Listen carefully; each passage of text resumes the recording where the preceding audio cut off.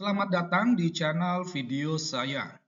Terkait penyaliban Yesus, kita ketahui bahwa pandangan Al-Quran itu berbeda. Namun sayangnya, sampai saat ini belum ada penjelasan yang masuk akal, yang rasional terkait kenapa Al-Quran berbeda pandangannya terkait penyaliban tersebut. Karena itulah, pada kesempatan kali ini saya mau mengajak Anda untuk coba memahami kenapa Al-Quran berbeda terkait penyaliban Yesus. Nah, sebagaimana yang telah diketahui oleh publik umum di dunia, Yesus itu wafat di kayu salib pada tahun 33 Masehi, abad pertama. Nah, setelah Yesus wafat itulah ya kematiannya di kayu salib inilah yang diwartakan dan ditulis oleh para rasul, para muridnya. Kita dapat apa misalnya Rasul Petrus ya.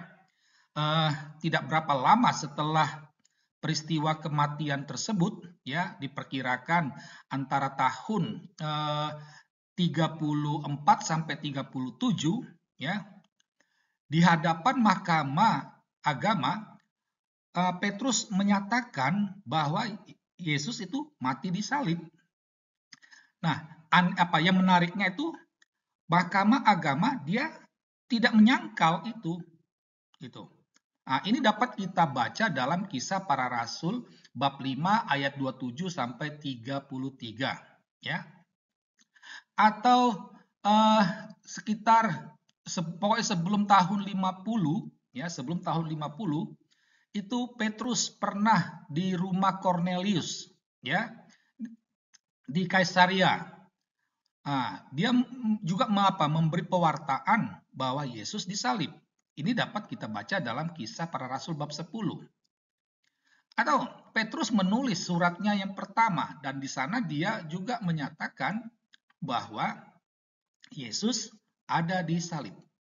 Ya, gitu. Selain itu ada Rasul Paulus, ya. Rasul Paulus ini ya pastinya sebelum tahun 50 ya, dia berkhotbah di Antioquia, di daerah Pisidia, di rumah ibadat. Di sana dia mewartakan bahwa Yesus itu mati di salib. Ini dapat dibaca dalam Kisah Para Rasul bab 13. Selain itu juga dalam tulisan-tulisan Paulus juga itu selalu mengaitkan dengan salib. Tetapi yang paling istimewa, paling menarik itu, paling jelas itu pada tahun 56 sampai 57 dia menulis surat kepada jemaat di Filipi. Di sana dengan tegas dan jelas Yesus mati di salib. Selain itu para penginjil ada Markus, Matius, Lukas, Yohanes yang ditulis pada antara tahun 60 sampai 90 ya. Di sana mereka juga menegaskan Yesus mati di salib. Nah, selain itu juga terekam kematian Yesus ini oleh para sejarawan yang bukan pengikut Yesus, bukan orang Kristen. Misalnya Bar Serapion pada tahun 73 dia menulis surat. Ya, dia menulis surat, dia membuat perbandingan kematian Yesus itu dengan Sokrates. Ada juga Josephus Flavius ya, pada tahun 93 dia menulis buku sejarahnya dan di sana dengan jelas-jelas dia sebut Yesus ya mati di salib. Ada juga Tacitus, sejarawan Romawi.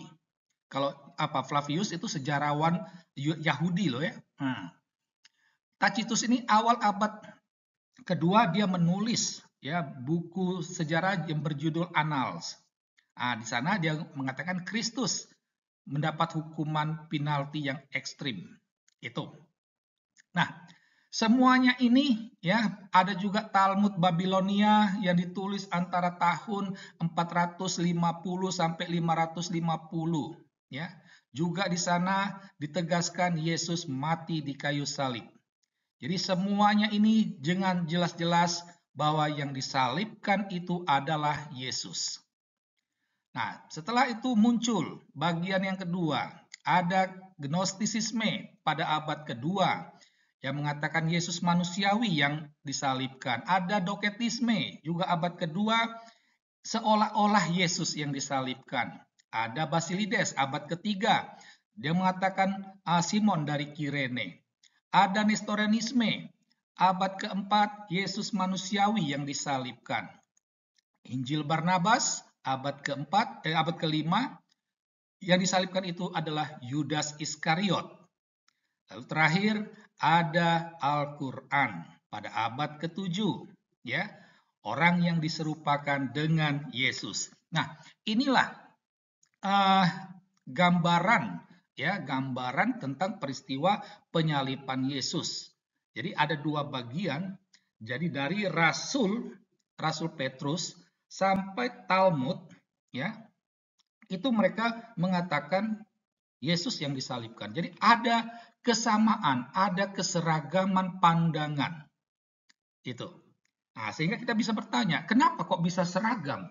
Kenapa kok bisa sama? Kenapa sama-sama mengatakan bahwa Yesus yang disalibkan?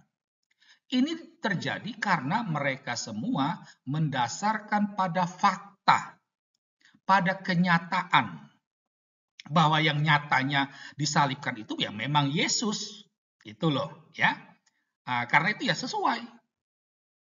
Berbeda dengan mulai dari Gnostisisme sampai Al-Quran. Kita lihat ada begitu banyak variasi pandangan. Ada yang mengatakan Yesus manusiawi, ada yang mengatakan seolah-olah Yesus, ada yang mengatakan Simon Kirene, ada yang mengatakan Yudas, ada yang mengatakan diserupakan dengan Yesus lah. Nah, pertanyaannya kenapa bisa beragam? Kenapa bisa berbeda-beda? Simple, sederhana. Mereka bisa berbeda-beda karena didasarkan pada fantasi, imajinasi, hayalan pribadi masing-masing. Itu. Karena tidak sesuai dengan fakta, jadi ya, makanya ya sesuai dengan selera masing-masing. Ya. Harap diingat, mulai dari Gnostisisme sampai Injil Barnabas, itu konsep dasarnya itu adalah mau menyelamatkan kealahan Yesus. Ya, karena apa? Karena bagi mereka tidak mungkin Allah itu menderita apalagi mati, disalib lagi. Tidak mungkin, mereka merasakan itu.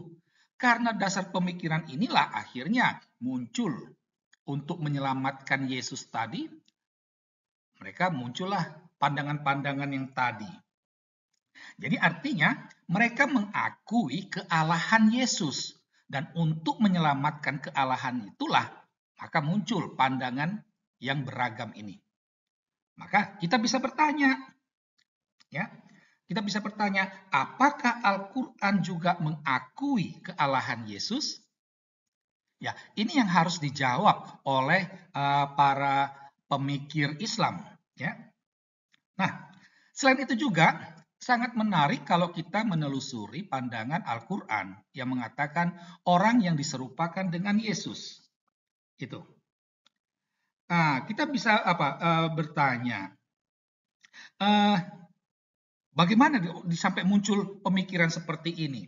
Saya membayangkan itu begini.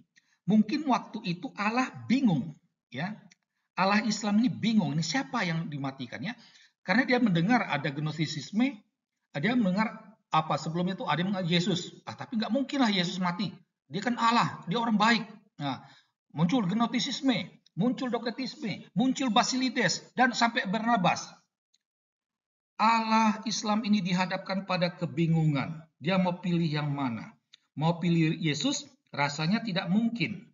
Mau pilih pandangan Gnostisisme atau Nestorian? Jangan-jangan ini dia bertentangan dengan tauhid. Mau pilih Simon Kirene atau Yudas Iskariot? Dia takut keliru pula.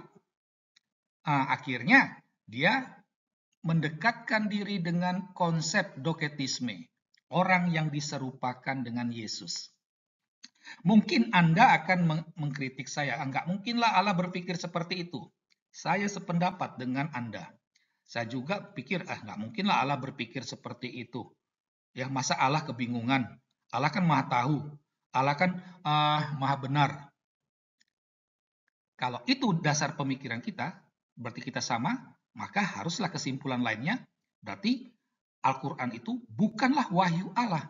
Setidak-tidaknya surah An-Nisa ayat 157 itu bukanlah wahyu Allah. Itu adalah imajinasi, rekayasa, fantasi Muhammad yang dijualnya kepada pengikutnya sebagai wahyu Allah. Apakah Anda setuju dengan saya? Silakan tulis komentar di bawah Anda. Sekian dan terima kasih.